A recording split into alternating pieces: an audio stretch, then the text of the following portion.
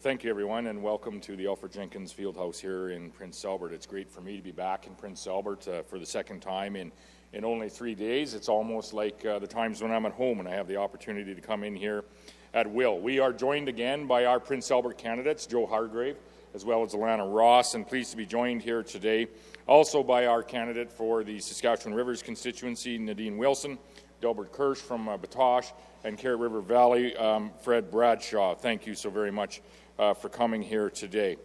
At the start of the campaign, we said this election it will be about who has the best plan to build a strong economy as we recover from this global pandemic.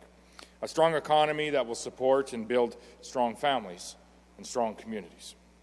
We want Saskatchewan's economy to grow so that we have the resources to help people, to improve the quality of life for everyone in this province. Today, I'd like to talk about two initiatives that will do just that. Two programs that will support families, two programs that will support communities right across Saskatchewan. First, I'm pleased to announce that a re-elected Saskatchewan Party government will restart the Active Families benefit.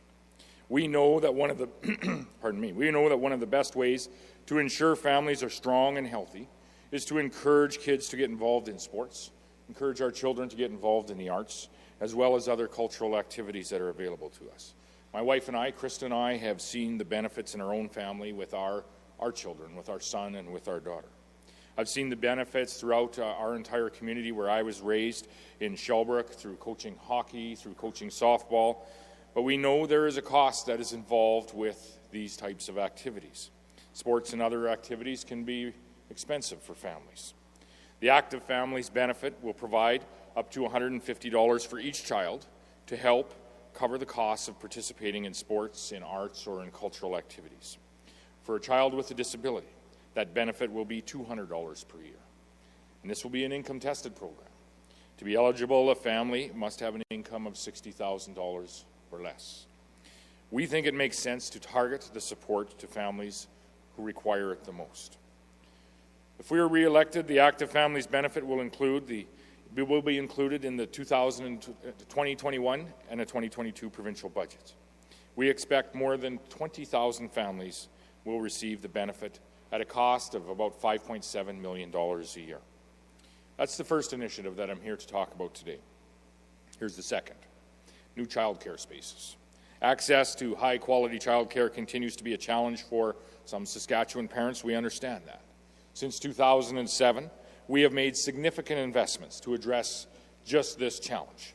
We've increased the number of licensed childcare spaces in our province by 90%, from 9,196 spaces to 17,423 spaces. But we need to do more as we look ahead. Our province continues to grow. So today I'm pleased to announce that a Saskatchewan Party government will add an additional 750 new licensed childcare spaces over the course of the next 4 years. 230 of these childcare spaces will be located in the new schools that we are building. The other 520 new childcare spaces will be home-based care spaces. In our plan for growth, we committed to providing financial incentives to encourage the growth of home-based childcare. And we're going to do just that. Beginning in the 2022 budget, we will increase the one-time startup grant for new licensed home-based childcare spaces by $500 per home. Meanwhile, the monthly nutrition grant for all licensed home-based childcare spaces will increase by a further $20 per month per space, from $60 now to $80 per month. And the annual equipment grant that is provided to home-based childcare spaces will double, going from $150 per year to $300 per year. These are the commitments that we are making here today. Moving forward, the Saskatchewan Party will always be open to considering new ideas to improve childcare in our communities across Saskatchewan. We know that affordable, accessible, high-quality childcare is absolutely critical for our families. We also know that we need a growing Saskatchewan to support childcare and programs like the Active Families benefit. And that's why our priority in the Saskatchewan Party is to ensure that our province is able to continue to grow, so that we can build a stronger Saskatchewan with a strong economy, with strong families and strong communities. Thank you very much. And if there's any questions, I'd be pleased to take those.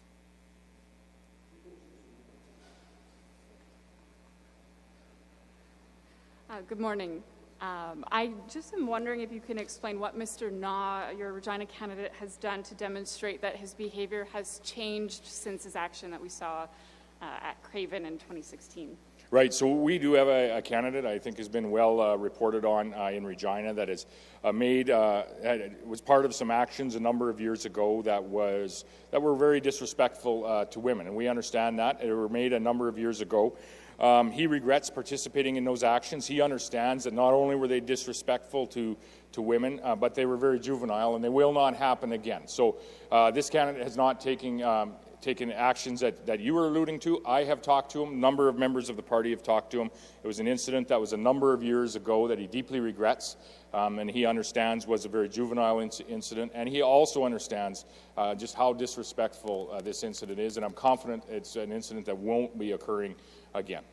There are some people that are saying, chalking it up to being juvenile and saying people make mistakes when they're younger is equivalent to saying boys will be boys. What would you say is different in your messaging compared to that? Well, I would agree. These are juvenile comments. They are disrespectful comments. They're also actions that took place about 5 years ago.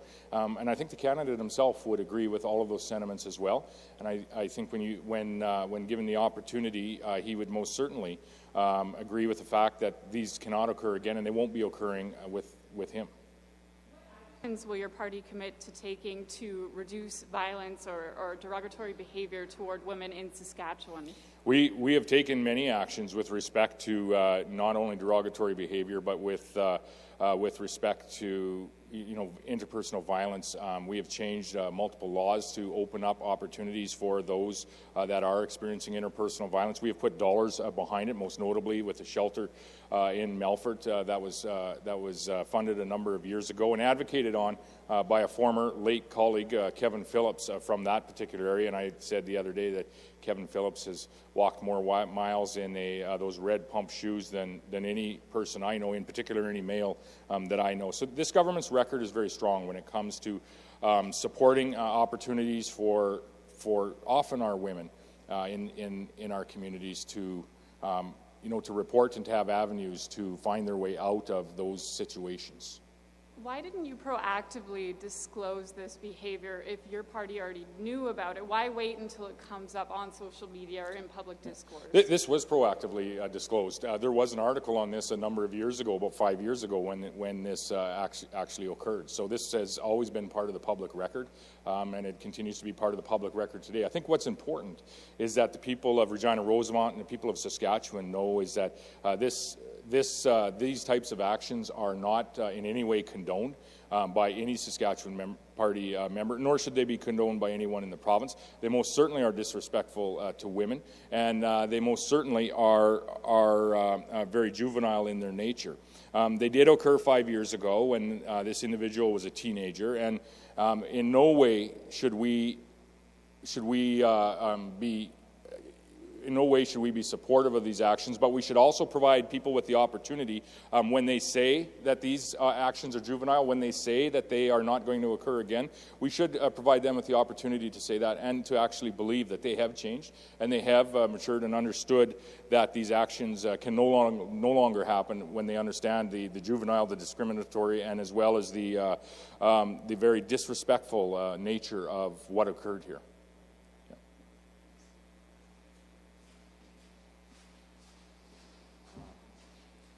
I have a question. You often point to previous investments your government made for addiction issues, but based on record overdoses numbers, far more investment is needed. What additional action would you take to respond to overdose deaths? So the conversation around mental health addictions, and all too often we are now being faced with the challenge of some suicides here in the province. And I would say that this is not just a challenge that is unique to Saskatchewan. This is a challenge that is occurring across the nation, the challenge of addictions, overdoses, and it does often begin with mental health challenges in our community. So we have invested and invested heavily. We've invested jointly with the federal government as well on this all too important conversation. Specific to addictions, most recently I would point to the beds that were reopened in Estevan. The beds that are there not for general addictions treatments, but are there specifically for the treatments of mental health, or of crystal meth addictions, pardon me.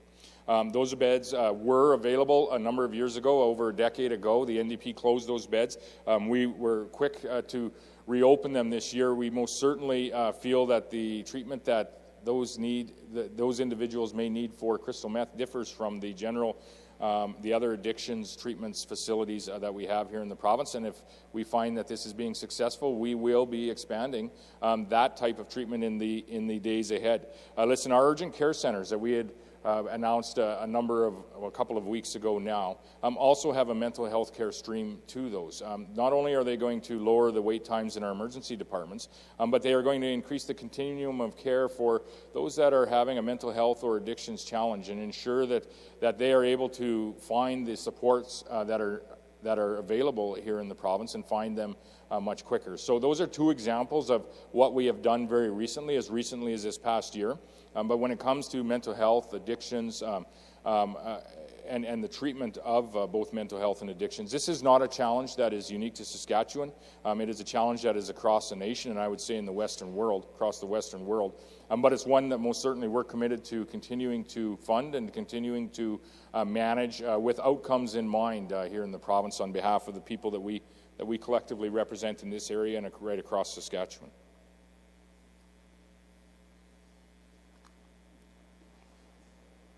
Hi. What would you say to people who are concerned about the pandemic when heading to the polls to vote on election day? Sorry, I can't quite hear you.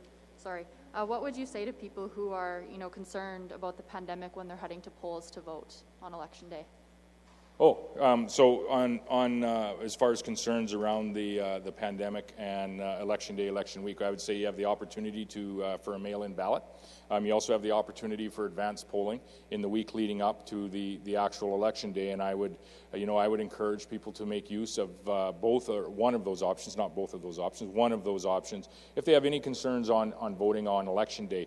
I would also say that when it comes to the entire election process, there has been a committee that has been put together by the Chief Electoral Officer, Dr. Boda, and on that committee was also Dr. Shahab and his public health team. Also with representation on that committee was the House leadership teams from the opposition as well as the Saskatchewan Party.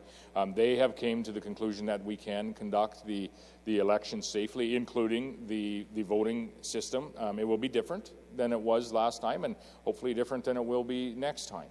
But it will be safe, and Saskatchewan people can be assured that the proper precautions have been put in place for campaigning, like we are doing here right now in a very different way, and throughout the campaign, but also that the conditions are in place to ensure a safe environment for those that are voting on election day. But we do have those other options, the mail-in ballots as well as the advanced polls, and I would encourage people to avail themselves of either of those options if they have any concerns whatsoever.